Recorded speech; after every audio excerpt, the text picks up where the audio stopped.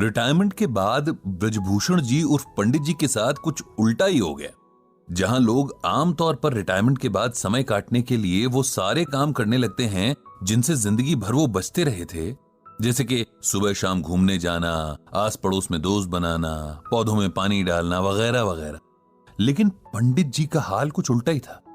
उनके पास उनका गीता ज्ञान का ब्लॉग था, जिसके जरिए उन्होंने जाने कितने लोगों से दोस्ती कर ली थी।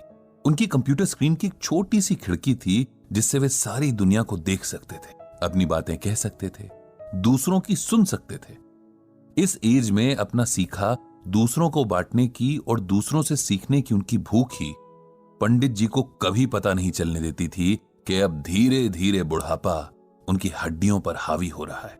जिंदगी धीरे धीरे रेत की तरह मुट्ठी से फिसल रही थी। नमस्कार दोस्तों, आप सुन रहे हैं गीता ज्ञान। और अब आगे की बात। रोज जाने कितने लोग ईमेल के जरिए पंडित जी से अपनी जिंदगी की परेशानियों का हल मांगते, और पंडित जी अपने गीता ज्ञान से हर बार कोई ना कोई ऐसा हीरा निकाल ही लाते थे जो अंधेरी रात जैसी मुश्किल में भी उजाले की किरण बिखेर देता।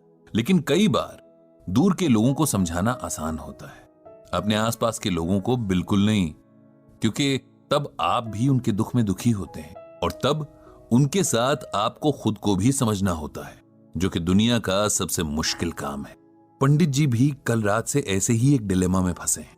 उनके बहुत खास दोस्त रविकांत दुख की नदी में डूब रहे हैं और पंडित जी को समझ नहीं आ रहा है कि कैसे अपने दोस्त को डूबने से बचाएं। क्या कहें ऐसा कि उनके मन को हिम्मत मिले। कहने जाते भी हैं तो अपना ही गला रुआंसा हो जाता है। रह रह कर बस पुराने वक्त की यादें आंखों के आगे आ जाती हैं।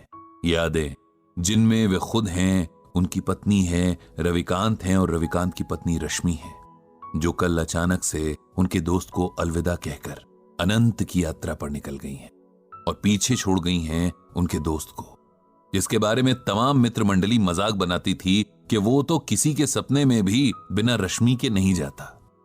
रश्मि और रविकांत की कहानी याद करके पंडित जी बार बार भावुक हो जाते हैं। कुछ 40 बरस पहले नई नई शादी करके ये दोनों इस मोहल्ले में किराए का मकान लेकर रहने आए थे। दोनों ही बैंक में काम करते थे और कुछ काम की व्यस्तता तो कुछ नए होने के संकोच के कारण मोहल्ले के कम ही लोगों से उनकी जान पहचान हो पाई थी। पंडित जी के दोनों बेटे तब बहुत छोटे थे और रविकांत से पहले उनकी दोस्ती उन दोनों से हुई थी। शायद इसका कारण रविकांत का बच्चों से बहुत प्रेम करना रहा हो। धीरे धीरे बच्चों की ये दोस्ती उनके माँ बाप तक पहुंची और ये चारों भी आपस में बहुत अच्छे दोस्त बन गए। ईश्वर के खेल भी अजब निराले हैं। जिस रविकांत को बच्चों से अथाह प्रेम था, उसी को औलाद के सुख से वंचित रखा।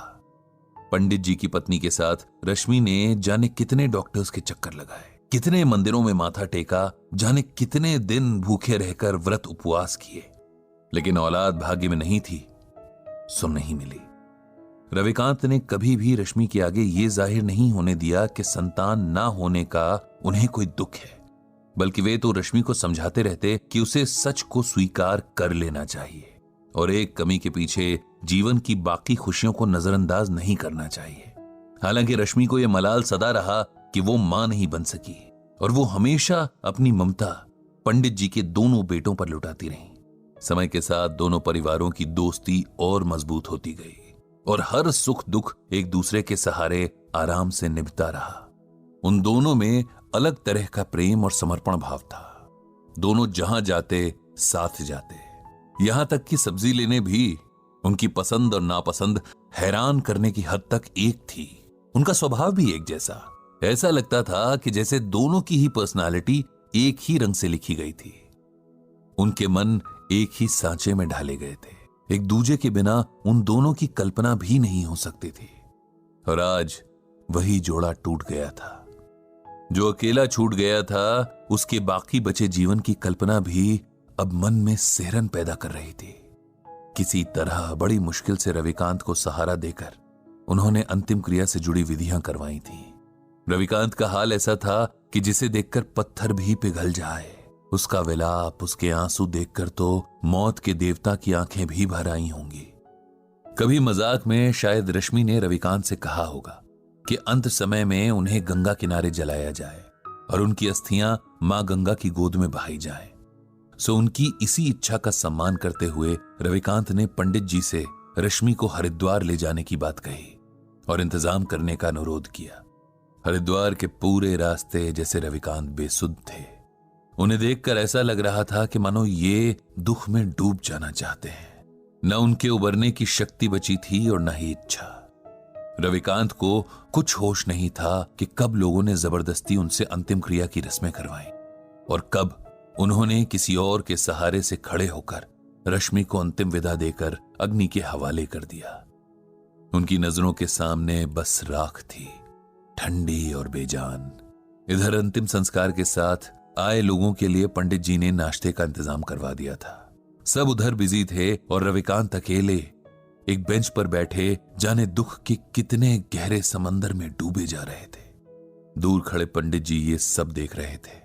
उन्होंने तय किया कि उन्हें रविकांत को इस सदमे से बाहर लाना ही होगा, उन्हें सच को स्वीकार करने का हौसला देना ही होगा, क्योंकि अगर यह अभी न हुआ तो कभी नहीं हो सकेगा।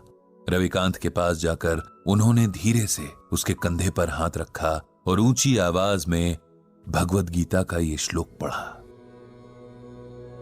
नैनम छिंदन्ति शस्त्राणि नैनम दहति पावकः न चैनम क्लेदयन्त्यापो न शोष्यति मारुतः। जानते हो रविकांत, इस श्लोक का अर्थ क्या है? श्लोक का अर्थ है आत्मा को न औजार काट सकते हैं, न आग उसे जला सकती है, न पानी उसे भिगो सकता है, न हवा उसे सुखा सकती है। आत्मा अजर और अमर है। यह श्लोक श्रीमद् भागवत के दूसरे अध्याय में है, उसी गीता में जो स्वयं भगवान श्री कृष्ण के श्रीमुख से अमृत बनकर बरसी और जिसकी ज्ञान गंगा में भीगने वाला हर मन मोक्ष पा लेता है। रविकांत का ध्यान आज सुनी हुई सारी बातों में बस इसी बात ने थोड़ा सा उसकी ओर खींचा। उन्होंने पंडित जी से पूछा कि उनके सुनाए श्लोक का यहां क्या मतलब है, क्या संबंध है? क्योंकि तुम शरीर और आत्मा का फर्क भूल रहे हो मेरे दोस्त। अपनी प्रिय पत्नी के शोक में तुम इस सच को अनदेखा कर रहे हो कि उसका सिर्फ शरीर नष्ट हुआ है, उसे चलाने वाली आत्मा नहीं, क्योंकि आत्मा तो अजर अमर है। एक शरीर से दूसरे शरीर की यात्रा करती है, एक जन्म से दूसरे जन्म का फेरा लगाती है। जो मिटा वो मिट्टी थी, जो जीवन शक्ति थी वो अब भी वही है, किसी और मिट्टी में जान फूंकने चली गई है। उसके लिए शोक करना बेकार है, ये उस आत्मा का अपमान भी है। उसे सम्मान के साथ विदा करना ही समझदारी है। यही बात हमें गीता में भगवान श्री कृष्ण अर्जुन को समझाने के बहाने समझा रहे हैं। हमारे मोह माया के बंधन हमें सच्चे लगते हैं, लेकिन सच सिर्फ एक है, और ये वही सच है जिसे भगवान श्री कृष्ण ने अर्जुन को बताया है कि आत्मा अजर और अमर है। इसीलिए शरीर के प्रति प्रेम रखना व्यर्थ है। तुम्हारी रश्मि की देह का साथ तुम्हारे साथ बस यहीं तक का था। इस सच को स्वीकार कर लो और उसकी मृत्यु को उसी भाव से स्वीकार करो जिस भाव से उसके साथ को स्वीकार किया था। माता पिता, बेटा बेटी, पति पत्नी, ये सब रिश्ते देह से जुड़े हैं। आत्मा इन रिश्तों से आजाद है। वो किसी अभिनेता की तरह बस किरदार निभाने तक देह में रहती है। किरदार खत्म तो आत्मा भी किसी और किरदार को निभाने निकल जाती है। जो अब तक जिया उसकी अच्छी यादों को समेट लो, वही जीवन की कमाई है। उसी के सहारे आगे का जीवन काटना है। उस आत्मा को प्रणाम करो और खुद को शरीर के मोह से आजाद। पंडित जी की इन बातों को सुनकर और भगवद गीता के श्लोक की व्याख्या सुनकर रविकांत के मन को ऐसी हिम्मत मिली जैसे किसी डूबते हुए को किसी मजबूत हाथ का सहारा मिल गया हो। जीवन के लिखे को स्वीकार करने की प्रेरणा ने जैसे उसके डगमगाते कदमों में ताकत भर दी थी।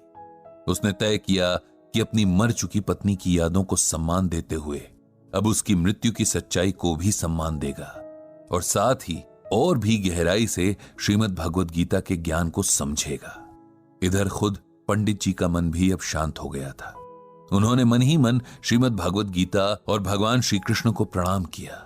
उनको धन्यवाद दिया कि उन्होंने गीता के रूप में मनुष्य के लिए हर मुश्किल परिस्थिति का हल पहले से ही बता दिया है, बस उसे ढूंढने और समझने की जरूरत है।